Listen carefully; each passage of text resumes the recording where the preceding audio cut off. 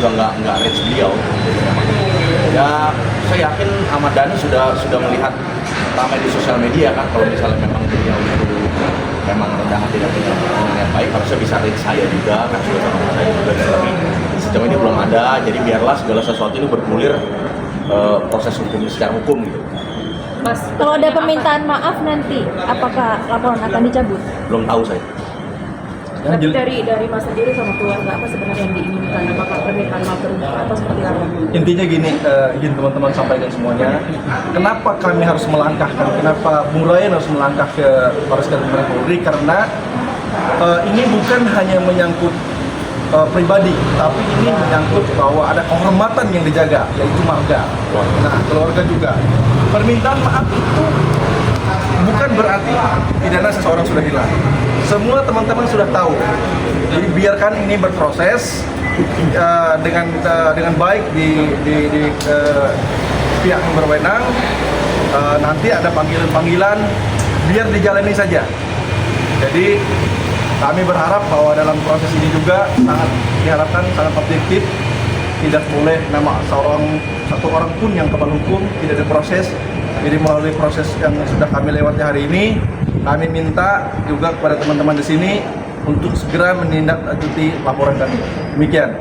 Bang, mungkin sebelum adanya laporan ini sempat melakukan somasi juga nggak sih ke pihak Oh, kita nggak pernah melakukan somasi apapun, karena sebetulnya ini kan sudah melalui Sudah bergulir. Jadi sudah sebenarnya bergulir kan. apa yang saya posting di sosial media saya itu sebenarnya sudah menjadi bagian dari bentuk somasi sebenarnya. Gitu. Kalau misalnya memang ada niat baik seperti yang saya sampaikan tadi, ketika postingan atau konten itu muncul di FYP kita gitu, apalagi di Ahmad Dhani, harusnya dia bisa melihat bahwa oh ini berarti gua harus melakukan sesuatu, saya harus melakukan, dan ternyata kan enggak. Jadi saya juga mau sampaikan gini teman-teman, ramai di sosial media tuh narasi mengenai Ade katanya punya imunitas karena dia pejabat. Terus katanya karena dia dekat dengan kekuasaan, katanya lo sia-sialah. Kita mau buktikan sama-sama di sini, dan Baris Krim juga hari ini di Polri membuktikan bahwa tidak ada satu orang pun yang punya imunitas terhadap itu, gitu ya. Apalagi seorang Ahmad Dhani. Jadi ini hanya jadi mitos teman-teman. Itu dengan bukti bahwa laporan kami diterima itu dengan bukti bahwa semua diperlakukan sama di mata hukum. Gitu ya. Jadi ketika terjadi pelanggaran hukum gitu dan ketika dilaporkan diterima dengan baik, artinya semua sama di mata hukum. Jadi teman-teman, kita nikmati proses inilah gitu ya. Jadi bentuk apa yang kita sampaikan adalah Mas Dhani juga berjiwa besar menerima proses ini gitu. Dan jangan lagi, dengan penuh kerendahan hati teman-teman, jangan lagi punya arogansi untuk meremehkan orang lain. Gitu ya, karena kita semua sama di mata hukum. Jadi ya khususnya etnis, buat kami keluarga besar Pono itu bukan hanya Ryan ya, tapi semua keluarga saya di kampung, bahkan yang tersebar di seluruh dunia. Dan bukan hanya Pono, tapi secara umum semua Indonesia Timur yang memiliki marga. Dan bukan hanya Indonesia Timur, tapi secara umum orang Indonesia yang memiliki marga. Ada orang Sumatera di situ, ada orang Batak di situ, ada orang Padang di situ, ada orang Kalimantan di situ. Semua mengerti bahwa marwah dan martabat kehormatan sebuah marga itu gimana. Dan yang paling penting begini, saya mau sampaikan nih, kalau kasus ini memang sampai di permukaan dan mungkin Presiden kita, Bapak Presiden Prabowo bisa lihat dan bisa memantau kasus ini, saya cuma mau bilang gini. Hari ini kita memiliki presiden kebanggaan kita, Bapak Prabowo, yang setengah darahnya itu adalah darah Indonesia Timur. Ibu Bapak Presiden Prabowo itu adalah seorang Manado, Sulawesi Utara, yang memiliki marganya itu Sibiar. Jadi dengan penuh rasa hormat, saya yakin dan percaya Pak Prabowo itu sangat paham dan mengerti arti marwah kehormatan sebuah marga. Gitu.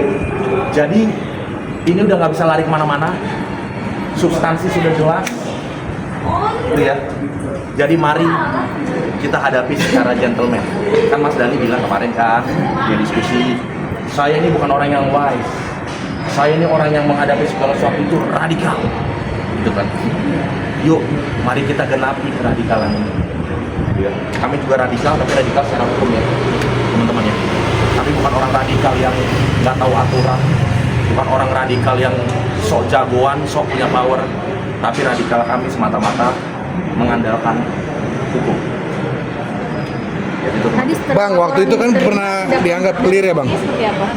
Ya.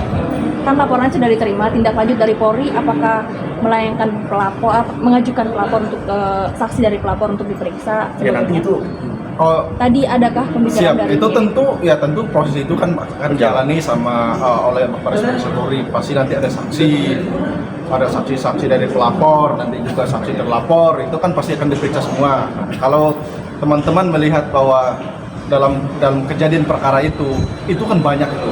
Yang hadir itu kan mengetahui, bahkan dari saudaranya dari Bung Ryan juga kan ada di situ di tempat juga. Jadi nanti kemungkinan kakek Ranu kan diperiksa juga sebagai saksi.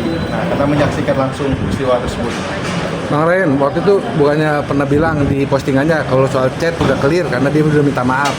ya Nah, itu tapi tadi kata Bang Lawyer udah dimasukin juga atau gimana? enggak. Jadi gini, chat itu kan sebenarnya adalah bukti runutan bahwa narasi Ryan porno itu ada gitu sebenarnya. Jadi kalau urusan chat sebenarnya sudah clear karena Mas Dhani sudah juga minta maaf ya. Gue minta maaf lah, yang penting lo datang walaupun ketulusan dalam permintaan maaf itu tidak terlihat gitu ya, karena kan yang penting supaya saya datang aja gitu, jadi nggak tulus. Jadi sebenarnya tapi biar yang penting sudah clear karena saya juga gentleman bahwa oke, saya bilang oke, artinya saya juga oke sudah memaafkan dan oke akan datang. Tapi yang menjadi substansi yang paling utama adalah ketika bercandaan itu, yang meremehkan itu kemudian dilakukan lagi di dalam debat, di mana debat itu terbuka secara umum ya, disaksikan oleh semua khalayak live gitu. Itu teman-teman. Jadi teman-teman jangan mislead ya. Jangan ada komen-komen yang bilang, Ryan lu kemarin lu udah maafin, sekarang tiba-tiba lo lapor. Enggak, saya gentleman gitu ya gitu. Terkait dengan pertanyaan Mas tadi, itu kan justru sebagai juga sudah memang ada satu kemudian akhirnya diulangi kembali. Nah, itu justru mengaminkan tindakan dari Mas Ade. Karena pada saat itu kan beliau adalah anggota dewan.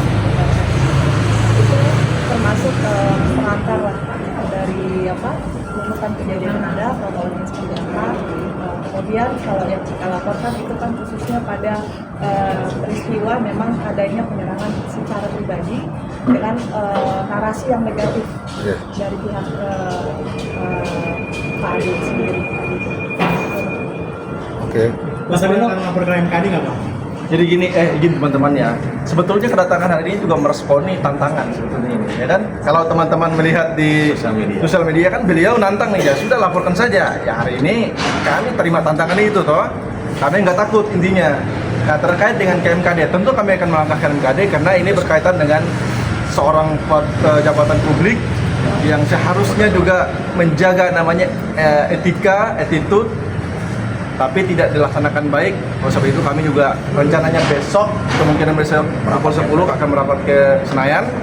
Kami akan membuat surat pengaduan juga ke MKD agar saudara hari ini diproses sesuai jabatan dia.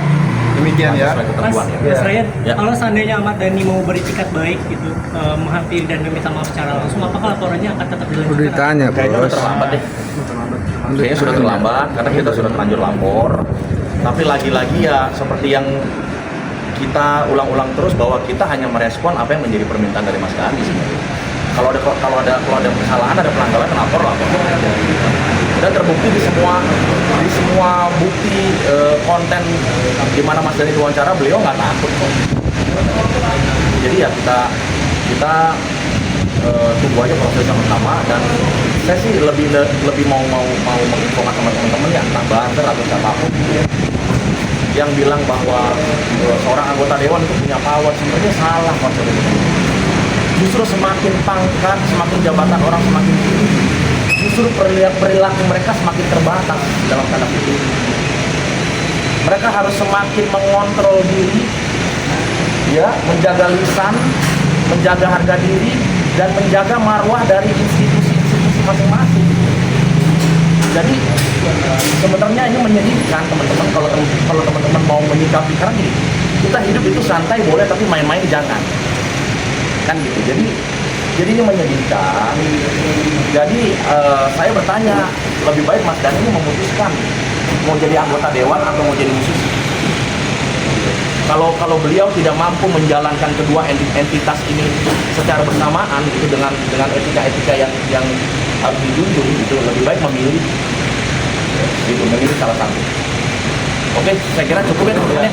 Terima kasih semuanya ya. Makasih ya guys, thank you ya. Thank you. Bang, laporannya bang, boleh dilihatin bang? Lagi Kalau bang. bisa besok kalau mau hadir Di tengah bang, boleh. bang Ryan aja yang megang.